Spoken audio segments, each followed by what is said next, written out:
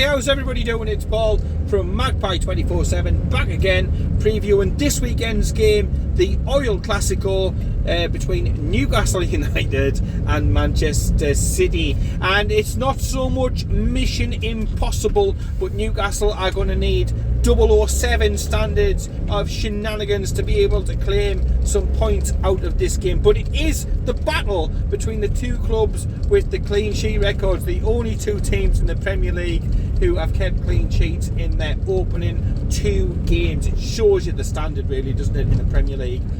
Manchester City sitting top of the pile after steamrolling through West Ham and also steamrolling through Bournemouth. A bit of a walk in the park, that one.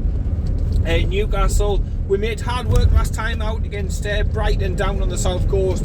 The conditions difficult to play football in, really were, but Newcastle didn't show too much in an attacking third. But on another day, courtesy of Callum Wilson, we may have been able to nick it, but I think a point was probably the best we could hope for on the day. And then of course the opening day victory over Nottingham Forest, who continue their rotating door policy on their footballers and splurging money the way that probably most people thought that Newcastle would splurge money.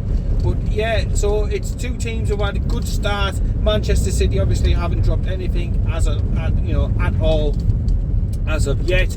But we go into this weekend's game certainly with some hope, with some belief, not expecting that we're going to turn up and get the 3 points.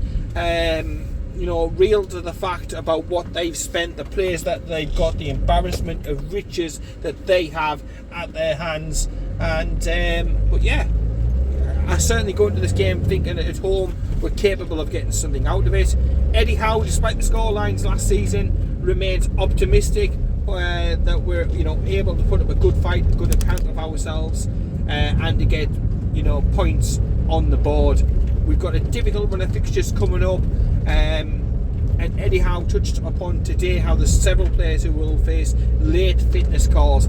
I personally think those players he mentioned today, so your Matt Targetts and your Ryan Frasers, as a result of a late fitness test, will not be risked with games coming up like a game of fucking bingo. Literally every couple of days we're in action, we're away from home, so that is going to be difficult. Rotation is going to be key. We all saw the bench down at Brighton wasn't the strongest with the players out, so I don't think he's going to risk these players in a game like what we've got coming up on Sunday. But it's a measuring stick game for me. It's not a free hit. I hate that terminology. It is a measuring stick opportunity to see how far we've come, how far to go, because very much your Manchester Cities are what the new ownership wants to model themselves on. That sort of City Group mentality is what we want to be moving towards. The ownership want Newcastle to succeed at the highest possible echelons of football, so it's a good measuring stick. But you must remember at all times it's 11 v 11. Yes, these can be very, they are a very talented squad, but it's 11 v 11. They play some fantastic free-flowing football. The passing is to absolute die for. Your left and your right back could be comfortable playing in midfield. They can hurt you in so many ways. They've got fantastic players like De Bruyne, who's just an absolute magician of a player and has done it all and can do it all. And then they've added the likes of Haaland to it. It really is an embarrassment of riches with a fantastic manager. But yes, we've got to remember it's 11 v 11. I personally think the issues could come in this game more towards the second half, when you've got the option to bring on 5 substitutes of the quality that Manchester City have got. So you're not dropping any, but thinking about the freshness going into the later part of the game, that could be really, really damaging, whereby Eddie Howe is not going to have too many ways to change it around. You're going to have Chris Wood, maybe Jacob Murphy, players like that to be able to bring on, and where Manchester City could just call upon again another embarrassment of riches, another huge pool of players. They will leave players behind in Manchester who would probably walk into our team. But one player who certainly is of the highest quality that Eddie spoke about today in his press conference that I've just finished listening to, is Bruno Guimaraes. Now, lots of talking about Real Madrid sniffing around him like a fly around shit. Well, Eddie Howe swatted that fly clean as you like, and he said, look, we're looking to build something, we're looking to get better, we're looking to do things, and we're not going to be selling, one of the key building blocks in doing that. Bruno came in January when we were on our fucking arse. No assurances, no release clauses, no nothing. He bought into the vision, he bought into the project, he bought into the city, he bought into the people. He's happy playing for the club, he's happy personally, he's happy financially. Yes, it is Real Madrid, but they were dealt a firm. He's not for sale. Now, under previous regimes, and this is what you've got to continuously, as a Newcastle fan, remind yourself about, he would have been sold. He wouldn't have given a shit, Ashley, if it was the last day of the transfer window. As soon as a few quid had been flooded under his nose, it would have been sold to the highest bidder. Now, the figures that are being talked about at the moment, I don't think come anywhere near. When you're looking at Nottingham Forest splurging £40-odd million on Gibbs White, isn't it, or something from Wolves, it's just ludicrous. The world of football has gone fucking mad with transfer fees, so there's no way in hell. Personally, for me, I wouldn't sell at any price, and I think that is the consensus from the ownership, that they will not be selling Bruno. What's the point? How can you replace a player like Bruno? And again, Eddie touched on that in his press conference today. How many other Bruno Guimaraes is there about? Because if there is, please let him know, and he'll go and sign each and every one of them up. So yes, that was dealt firmly away with. Slightly disappointed on the injury news. We've still got like 8 or 9 players out when you add up your Fernandez's, your John Joes, who's a big miss, your Lewis's, yeah, Cass is out long term and stuff as well. So we've injuries all over the park. That's again another reason why I think you'll be really cautious with some of those players who are on the sort of borderline in between being available and having an injury. So yeah, and it's going to be a difficult one, no doubt about it. There's not going to be much from the bench to be able to change it if things are going bad, if legs start to go or whatnot. So it's going to be another case, another situation of the atmosphere, the 12th man trying to get the players over the line. Looking forward to seeing the War Flags display. There's been a few hints about it may be centred or maybe had something around to do with Miguel Almiron. Obviously all that shit that came out over the summer with Grealish again flapping his fucking gums with his fucking ridiculous haircut, about Miggy slagging him off, slagging a fellow professional off in a totally and utterly unprofessional way. Pissed high as a kite, whatever you want to call it. He was on something, wasn't he? Let's just say he'd had a few too many beverages, I think, when those when that footage was aired. You would have thought he would have apologised before now, certainly in the build-up, but again, he doesn't look the most classy of individual, does he? Yeah, Mr. Villa, who shot at Villa at the first opportunity, doesn't look too classy. But whether he starts on the bench or whether he starts for the entire game, he will be involved at some point in the action at St James's Park on Sunday, and I'm sure he will get a shithousery type response and reply from the Newcastle United faithful. I hope none of the players lose their head and try to go and exact a little bit of revenge. The best way to get revenge is to deny them the 3 points, is to take some points back for ourselves and to stick to the game plan, because no doubt Eddie will have dissected it, looked at it, and try to be working on their weaknesses.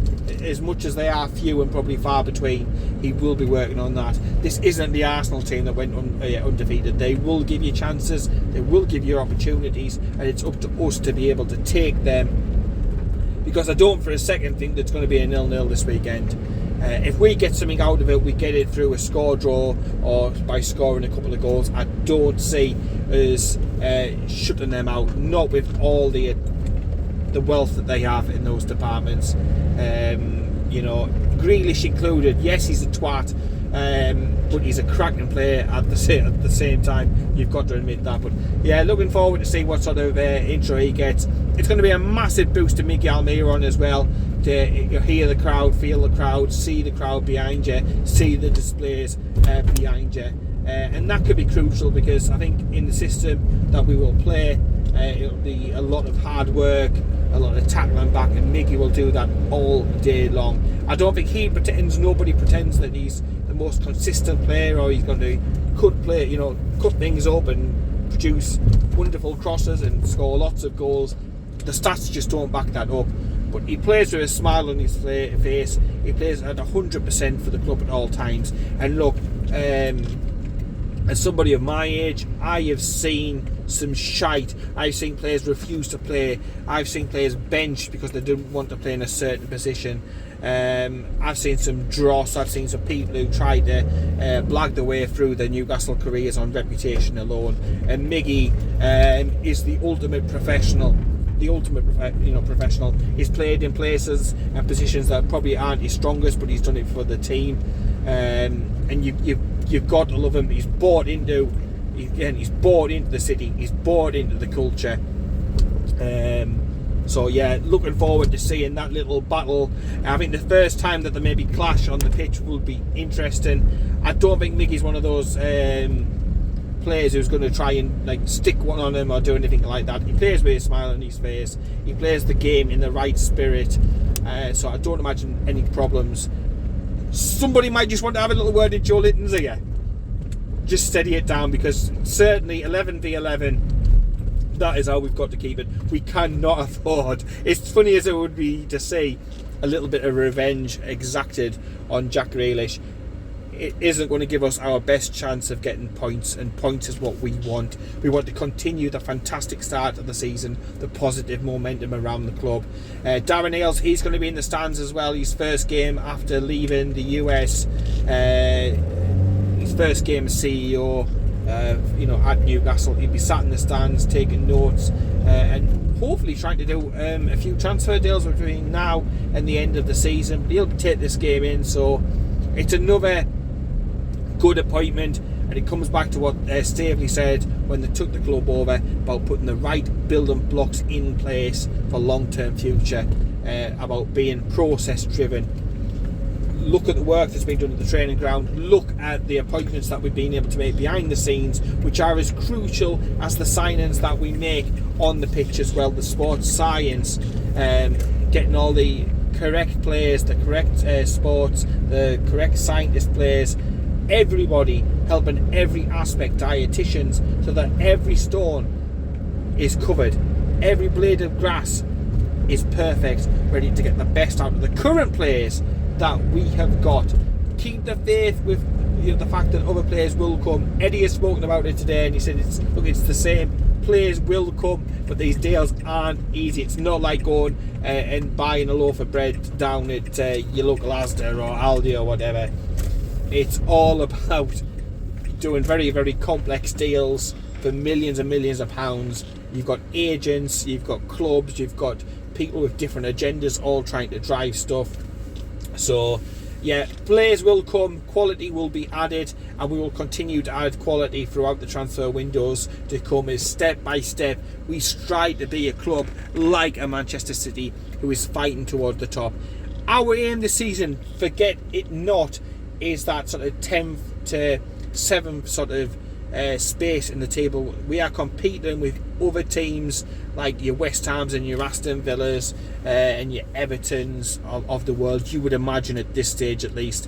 It's competing around that sort of top half of the table. It's about not looking down and starting to cast our eyes looking up, and changing the mentality at Newcastle bit by bit through a whole range of different ways, remembering the fact that we can't do what Manchester City do. We can't do what Chelsea did back in the day, and that's just buy your way and throw countless tens and hundreds of millions of pounds down the drain. Because with the status quo, with the Premier League run by Dick Masters and his bunch of fucking merry men, the closed shop mentality, we've got to attack things in a new and innovative way, as opposed to the let's just chuck money at it and eventually we will get it right mentality that other clubs were afforded the luxury of back in the day. We don't have the benefit of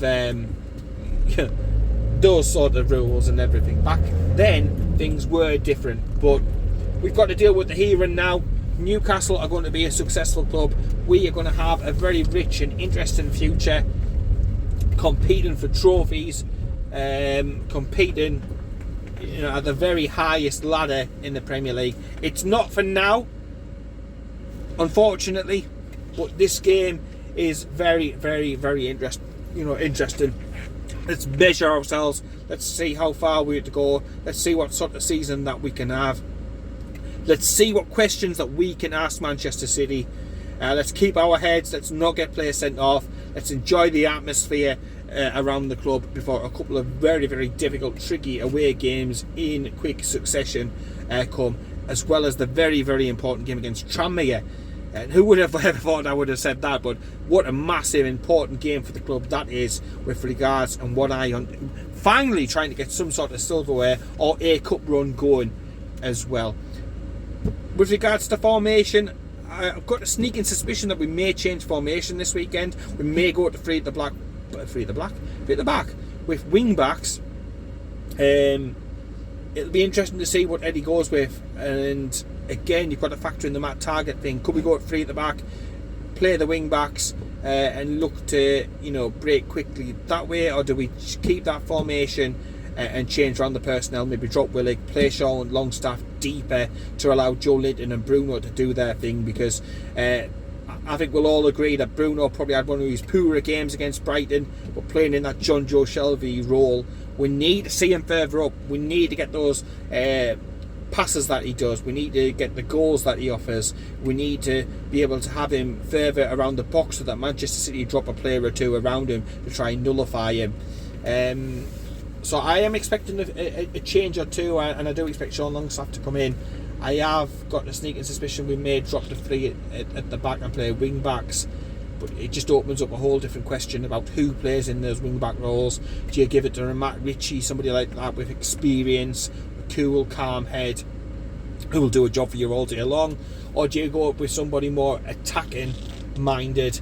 I don't know. That's a big call. There are some big calls to be made, and Eddie Howe gave no indication during his press conference, but he's very clever like that. He did that with Matt Targett. No word about an injury last Friday, but then when we started the game against Brighton, he's had a dead leg for a few days. So he's very, very careful what information he leaks. It's all very closed, in-house, a united them against us sort of mentality.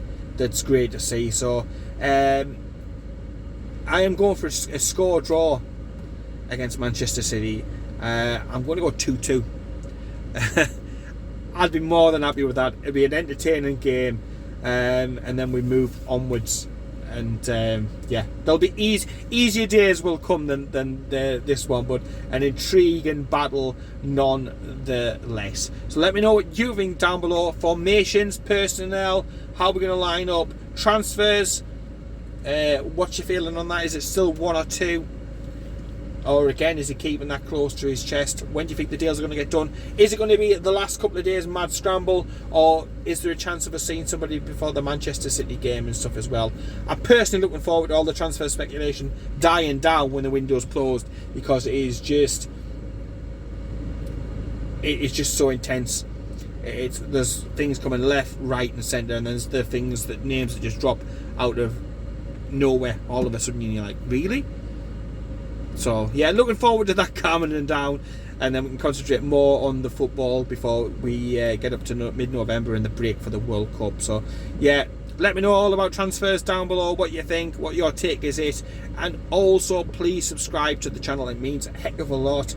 So if you could just subscribe, click the bell for all notifications as well, so when a video comes on you'll get that straight away.